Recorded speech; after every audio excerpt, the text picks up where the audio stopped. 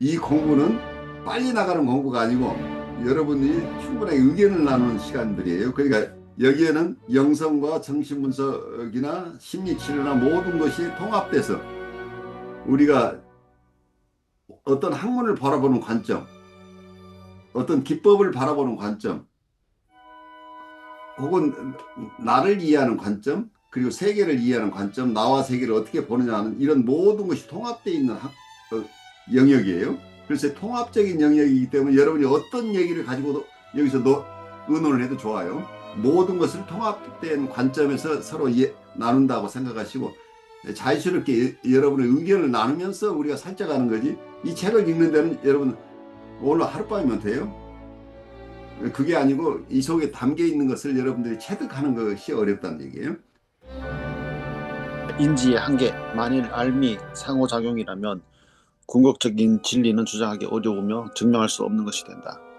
왜냐하면 알은 아는 자의 관점과 관련될 뿐만 아니라 그의 과거와 현재의 경험에 의해 결정되고 그가 지각 데이터에 부과하는 게슈탈트들과 구성물들에 의해 영향을 받기 때문이다. 시스템 사고에서는 인지에 대한 이런 한계들이 다양한 방식으로 알려진다. 한계 가운데 하나는 피드백의 자기 지시적 특성에 고유한 것이다. 우리가 지금까지 살펴보았듯이 관찰자와 그의 환경을 상호 연결하는 인과적 고리를 토대로 지각되고 인지된 모든 것은 과거의 경험에 의해 변경되며 따라서 해석적이다. 나아가 이 회로들은 다음과 같은 것이다. 즉 오직 짧은 원호들만이, 즉 그 고리들이 연결하는 인자들의 부분들만이 의식을 지닌 아는 자에 의해 식별될 수 있는 그런 회로다. 베이트슨이 지적하듯이 삶은 우연성이 맞물린 회로에 의존하고 있으며 반면에 의식은 단지 인간의 의도가 지향할 수 있는 짧은 원호만을 볼 수 있을 뿐이다. 그는 이것을 의도적 합리성은 예술, 종교, 꿈 등과 같은 현상에 도움이 없는 경우에만 발병한다는 주장의 근거로 삼았다. 번역 중에 하나 바로잡아야 될 게, 의도적 합리성은 예술, 종교, 꿈 등과 같은 현상에 도움이 없는 경우에만 발생한다라는 주장. 이게 원문하고는 조금 동떨어진 것 같아서 여러분 제가 설명을 좀 드릴게요. 베이트슨이 지적하듯이 생명은 우연성이 맞물리는 회로에 의존하고 있으며 반면에 의식은 단지 인간의 의도가 지향할 수 있는 짧은 원호만을 볼 수 있을 뿐이다.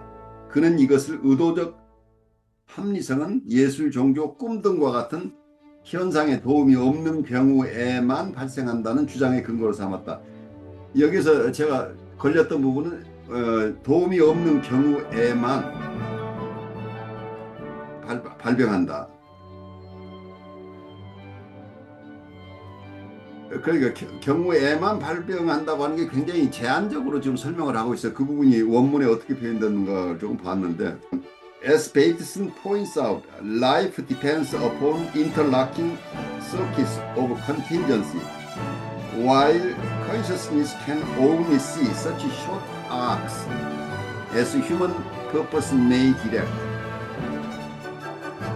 he takes this as grounds for arguing that purposive rationality is pathogenic to the extent that it is unaided by such phenomena as art, religion, dream, and the like.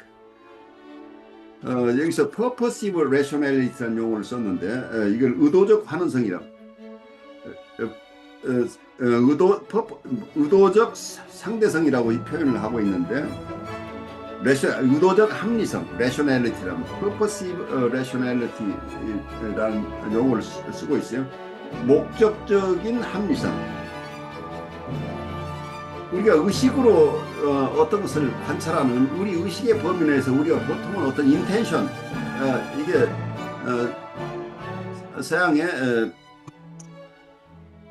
현상학이나 정신분석 속에 숨겨져 있는 어떤 intentionality, 의도성이라는 것하고 같은 비슷한 용어를 여기서 쓴 것 같은데, intentionality, 우리는 어떤 intentionality를 가지고 세상을 살아가는데, 어떤 현상을 보는 것은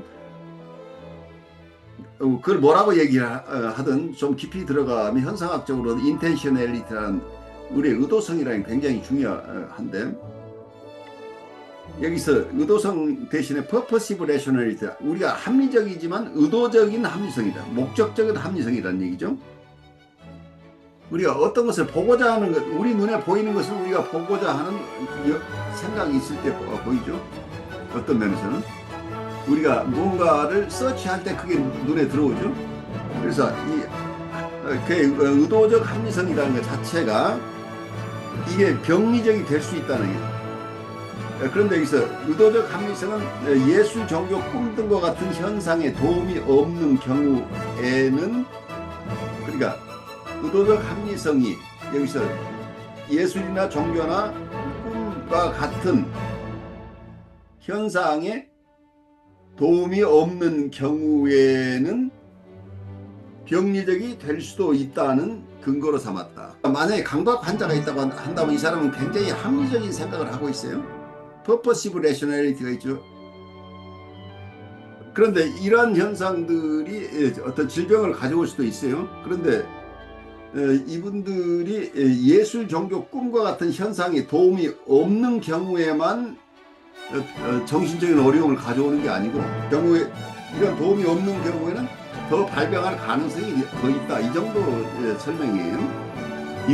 그러니까 우리가 의식적으로 이해되는 것 이외에 무의식적인 세계, 조금 더 바꿔서 얘기를 하면, 정신분석적으로 얘기하면, 우리는 의식적인 합리성 속에서 살고 있는데, 의식적인 합리성의 세계만을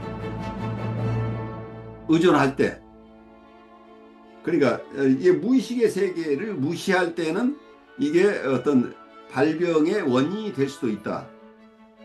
그러니까 도움이 없는 경우에 to the extent라는 어떤, 여기서는 여러 현상들을 얘기하고 있습니다만, 여기서 제가 그냥 정신분석적으로 얘기하면 무의식적인 세계에 도움이 없는 경우에는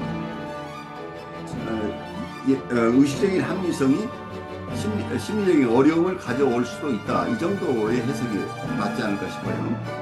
이러한 현상을 전부 도외시하는 경우에는, 그런 범위 내에서 이런 것을 모두 다 무시할 때는 병리적이 될 수도 있다는 이런 얘기예요.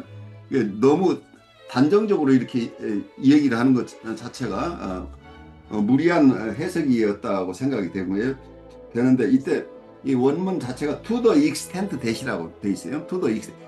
그러니까 이게 이런 현상들, 꿈이나 어떤 이런 여러 가지 것들을, 예술이나 종교나 꿈, 이런 것들이 우리가 합리적인 세계를, 우리가 종교나 예술이나 꿈, 이런 영역들, 다른 영역들에 도움이 없는 경우에, 정신분석 쪽에서 얘기를 한다면 또 거기에 보태서 의식적인 어떤 의도성 이외에 무의식적인 의도성도 있을 수 있고, 무의식 속에 있는 여러 요인들이 있는데, 이러한 의식화되지 않은 것들을 전부 도외시돼 버릴 때, 합리성만 가지고 하게 되면, 이게 그런 범위에서 모든 것이 다른 요소들이 다 무시된다면 병리적이 될 수도 있다. 이 정도의 얘기라고 저는 이해를 하고 싶어요. 너무 지식으로 머리로만 아는 사람, 그 purposive rationality, 머리로만 사는 사람들이 종교나 혹은 예술이나 혹은 비합리적인 세계나 꿈이나 이런 세계들을 다 도외시하고 자기 합리성만 추구하는 경우에는 이게 어쩌면 심리적인 어려움을 가져올 수도 있다는 이런 용어로 보여요. 그렇게 해석을 하면 조금 make sense 하지 않나 싶어요. 그렇다면 교수님 말씀하신 게 상호 인과율적으로 말씀하신 걸로 이해해도 될까요? 꼭 그런 것은 아닌데, 그러니까 어쩌면 깊이 들어가면 그렇게 얘기할 수 있어요. 합리성, 여기서 purposive rationality라고 하면 자기의 목적적인 합리성만 가지고 판단한다면, 이것만이 옳다고 우겨버리면, 종교나 예술이나 이건 다 별 도움이 되지 않아 라고 하는 사람들은 병리적이 될 수 있다는 거예요.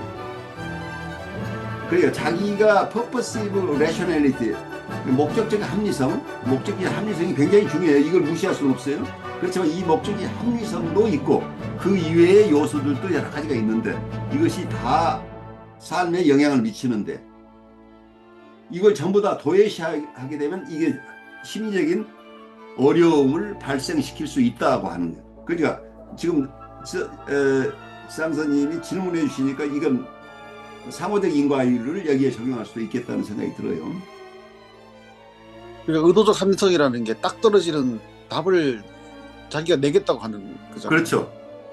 예. 근데 그렇게 했을 경우에 다른 것들을 상호 인과적인 그런 상호 관계적인 것들을 무시하면서 내가 의도하는 대로 답을 딱 찾겠다 하는 경우는 오히려 이것이 병리적이 될 수 있다. 정리될 수 있는 거죠. 그러니까 실제로 많은 경우에 임상에서 가장 문제가 되는 게 많은 신경증 환자들이나 보더라인 레벨에 있는 사람들이 우리 부모님이 내 어렸을 때 날 한 번도 사랑해 주지 않았어라는, 나를 제대로 대접해 주지 않았어라는 이런 뭐라고 할까요? 자기 신념, 이게 빌리프 시스템을 가지고 여기서 하나도 물러나지 않아요. 그 자기가 파악한 거, 자기가 이해하고 있는 것만 가지고 계속 우겨버려요. 그런 경우에 자기가 리스너블하게 자기가 리스너블하게 합리적으로 생각해서 실제 그런 일, 부모가 자기 기억 속에 있는 것 중에 자기를 충분하게 대접하지 않은 부분이 있어요, 분명히. 근데 이 사람들이 기억하는 것은 부모의 여러 행동 중에 자기에게 마음에 안 든 것만 기억을 해요, 또 선별적으로.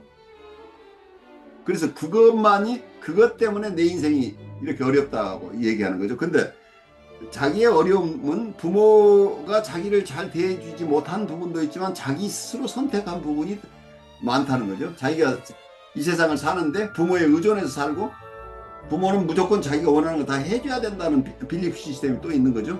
그래서 의존적인 삶을 살아왔던 이런 과거가 이 사람에게 영향이 있는데, 이게 자기가 생각하는 어느 하나의 원인을 가지고 모든 것을 다 설명하려고 하는 순간 이 사람은 거기서 그 함정에서 빠져나오지 못해요. 많은 경우에 지적 방어를 사용하시는 분들도 이런 얘기들, 지적 방어에 의존하게 되면 굉장히 합리적인 생각을 해요. 우리의 삶은 지적인 것만 가지고 해결되는 게 아니고 정서적인 것이 같이 가는데, 아무리 지적으로 다 통찰이 가더라도 정서적으로 그 따라가지 못하면 그 통찰은 도움이 되지 않죠. 그래서 아까 여기서 인지의 한계라고 제가 얘기하는 부분에 여러분에게 조금 나누고 싶었던 게 The limits of cognition, 우리가 인지한다고 하는 것 자체가 한계가 있다는 것을 이해해야 된다. 내가 분명히 보고 듣고 맛봤지만 내가 체험한 것 자체가 그 대상 전체를 내가 이해하는 것은 아니라는 얘기예요. 그 똑같은 현상을 다른 사람은 다르게 인식한다는 얘기예요. 그 인지 자체를 우리가 너무 신뢰할 수 없다는 얘기예요. 내가 인지한 것과 내 동료가 인지한 것이 각각 달라요. 그러니까 같은 가정에서 자랐지만 큰아이가 경험했던 부모, 둘째 아이가 경험한 부모, 셋째 아이가 경험한 부모가 각각 다르죠. 그래서 이게 상호적이라는 얘기예요. 부모가 원래 변하지 않는 실상이 있는 게 아니라, 부모는 그 사람은 원래 나쁜 사람이야 이렇게 못 박을 수가 없다는 얘기예요. 부모가 어떤 사람한테 친절한 이유는 얘가 친절하게 대하니까 부모도 친절해졌어요. 근데 애가 퉁명스러우니까 부모도 퉁명스러워졌어요. 근데 이게 누구 때문이라고 얘기할 수 없다는 거예요. 이 동시에 일어나는 현상들이죠. 교수님, 예, 말씀하세요. 근데 갑자기 이게 정신분석학자 중에 비욘이라고 있잖아요. 비욘. 그래요. 그 사람도 벨타 요소와 알파 기능을 가지고 얘기하면서 약간 이런 상호 인과율에 좀 가까운 것 같거든요. 그렇죠. 그분은 원래 인도에 자라는 분이라 동양적인 사고에 굉장히 익숙해한 분이에요. 그렇다면 왜 교수님은 부다에서 찾으셨어요? 비욘에서 찾지 않으시고요? 비욘의 통찰도 중요해요. 비욘을 나 좋아하는데, 비욘의 통찰 이전에 2500년 전부터 내려온 통찰의 동향이 있기 때문에 이 사람의 얘기는 그것의 한 버전일 뿐이에요. 그 사람이 독창적으로 만들어냈다고 하지만 서양 사람 눈에는 독창적이지만 동양적인 입장에서는 뭐라고 할 기본적인 얘기죠. 있습니다. 의도적 합리성이라고 아까 그 예술 종교 꿈 같은 그 현상이 도움 없이 없는 경우에만 발생한다. 이것이 그 상담자가 그 사람이 어떤 예술이나 종교나 꿈의 어떤 그러니까 종교라고 그러면 그 상담자가 뭐 불교를 가지고 있다든지 뭐 천주교를 가지고 있다든지 또 다른 종교를 가지고 있을 수 있으니까 그러한 자기가 그 상담자에게 볼 때는 합리적인데 그것이 그런 것을 갖다가 그것이 합리적이 아닐 수도 있으니까 그런 것을 편향을 버리고 봐야 된다 그런 뜻이 아닌가요? 그러니까 우리가 의도적인 것만 내가 옳다고 생각하는 내가 이성을 사용해서 내 목적하에서 보는 것에 우리는 많은 것을 이해를 하죠. 그렇지만 그것을 넘어서는 세계도 있다는 것을 이해해야 된다는 얘기죠. 그러니까 그 상담자가 가지고 있는 견해, 그 상담자가 가지고 있는 백그라운드, 종교, 예술, 뭐 그 나라 가지고 있는 문화, 뭐 이런 것에서 떠났을 때 좀 더 객관적으로 분석을 할 수가 있다. 그런 뜻이. 그런 얘기하고는 정반대되는 얘기예요. 어쩌면 그래요? 그 내담자가 가지고 있는 여러 요소들을 존중하는 태도가 기본이에요. 상담자가 자기가 가지고 문화나 자기의 가치 기준을 강요하는 것은 가장 나쁜 것이에요. 그러니까 이 말의 그 자구를 이제 해석한다고 그러면 그런 현상이 없는 경우에만 그래서 제가 합리적인 이 번역을 지금 제가 바꾸자고 하는 게 경우에만에서 만을 빼라는 얘기예요. 경우에 발병할 수도 있다는 주장에 근거로 삼았다. 뭐 이 정도. 그러니까 너무 의도적인 합리성만 강조하다 보면은 오히려 심리적인 어려움을 겪을 수도 있다 하는 주장이에요. 왜냐하면 우리가 의도적으로 볼 수 있는 것은 우리의 현상은 아까 그 이전의 얘기는 생명, 라이프 자체는 우연성이 맞물린 회로가, 이 회로는 굉장히 다양하게 이 회로가 있는데 이 회로 중에 의식은 이 다양한 회로 중에 극히 일부만 우리가 볼 수 있다는 얘기예요. 이 베이트슨의 얘기는 이 사람은 생명 시스템에 대한 연구를 한 분인데 이 시스템 이론가가 볼 때 우리의 삶이라고 하는 것은 여러 어떤 이 회로가 아주 다양한 요소에 의해서 이 회로가 이루어지는데 우리가 의식으로 파악할 수 있는 것은 이 긴 회로 중에 극히 일부만 우리 의식에 들어온다는 얘기예요. 회로가 있다고 한다면 여러분들 이 회로가 긴 회로가 있다고 한다면 우리 의식으로 파악할 수 있는 건 그 중에 극히 일부만 파악하고 있는 이것만 가지고 그것에 의해서 판단하는 것 자체가 무리를 가져온다는 얘기죠. 그 의식이 파악할 수 있는 인지의 한계가 있다는 것을 여기서 이해하라는 얘기죠. 다른 쪽에서 얘기를 해본다면 어느 분은 신앙을 가지고 있고 어떤 분은 신앙을 가지고 있지 않고 어떤 분은 동양적인 도덕률을 가지고 있고 어떤 분은 가지고 있지 않아요. 각각 다른 윤리나 종교나 예술이나 이런 것들이 있는데 우리가 내가 가진 합리적인 의도 purposive rationality 합리성이라는 나의 합리성이라는 이성이에요. 리슨에 의해서 내가 내가 원하는 목적을 가지고 어떤 합리성 내 두뇌 내 지능 지적 능력에 의해서 파악하는 것 자체가 파악할 수 있는 것은 극히 이 세계의 극히 일부밖에 파악이 안 된다는 얘기예요. 여러분들이 인지하는 것 자체가 인지가 이 전 세계 모든 현상 우리의 삶의 현상을 다 파악할 수 있는 게 아니고 내 의식적인 목적성 의식적인 어떤 목적적 합리성 이런 쪽에서 우리가 파악할 수 있는 것은 극히 일부인데 그 나머지 부분을 다 무시하는 경우에는 이게 균형이 잡히지 않기 때문에 전체적으로 내가 파악한 것이 옳을지라도 이것만 가지고 세상을 파악하는 것은 무리가 되기 때문에 심리적인 교란 요인이 될 수도 있다는 얘기예요. 저는 뉴욕에서 혁신 라이프 코칭 연수원 이너버티브 코칭 센터를 운영하고 있으면서 서울에 있는 한국임상정신분석연구소의 공동소장으로 일하고 있는 신현근 정신분석학 박사입니다. 여러분 시청해 주셔서 감사합니다. 고맙습니다.